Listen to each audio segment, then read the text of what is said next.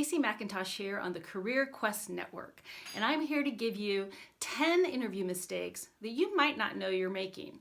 First, using vague words and phrases that mean very little. If you use a phrase like collaboration is key, it doesn't tell the interviewers much about what you would actually do on the job. So rather than collaboration is key, say something like, I kept everybody in the loop by checking in daily. I made sure that everyone's ideas were incorporated into the final product. I listened to concerns from others. Those tell the interviewers exactly what you might be doing on the job. Interview mistake number 2, talking about how the job will help you rather than what you're going to bring to the job. So many times I hear people that say things like, oh my gosh, this job is the next logical step in my career. I really think I can learn a lot from the company. This is a great place to be. Yeah, we get it. It might be a great place to be, but how are you going to make it better? Make sure you integrate the types of skills and experiences you're going to bring to the job that maybe that organization doesn't already have. Interview mistake number 3, not taking credit for things that you actually did. Women, you do this the most. When you use a lot of we's in your answer, it makes it seem like you were just a participant and not a leader. Rather than saying, we completed this project, say something like, I led a project that included multiple players and we completed it by this date. Here's what I did to help the project. Make sure you use as many I's as you use we's. Number 4, name dropping the wrong name or even the right name. If you name drop, it's going to make it sound like you're actually just leveraging your relationships to get this particular job. The people on the interview panel want you to want the job because you have a lot to contribute, not because you know somebody.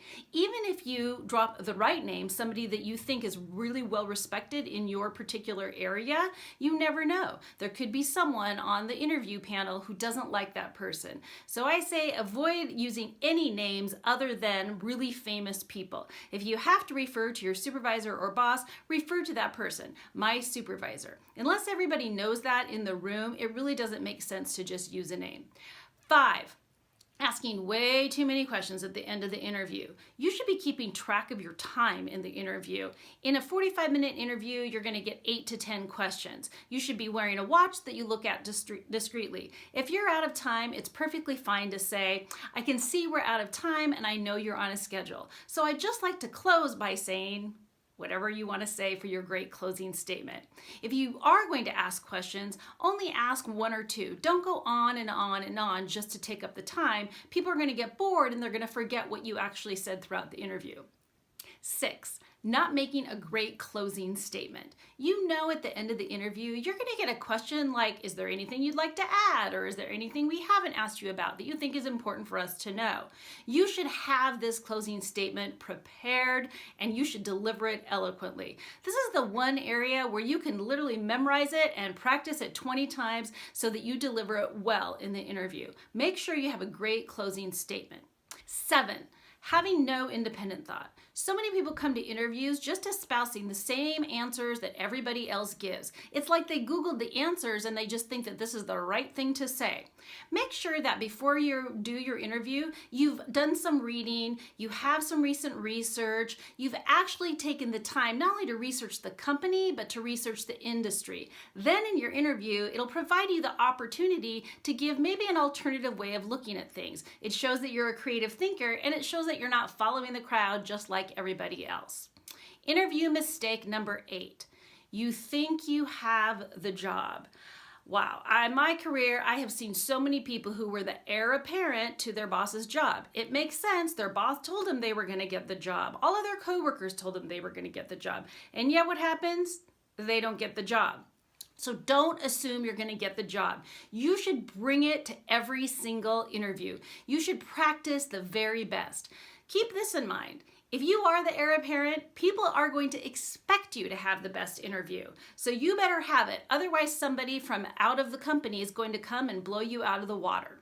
9, referring to all the other interviews you've had and not gotten the promotion.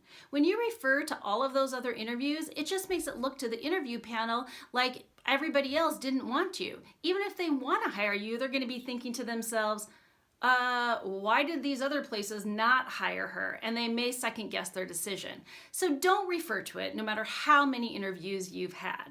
And finally, number 10.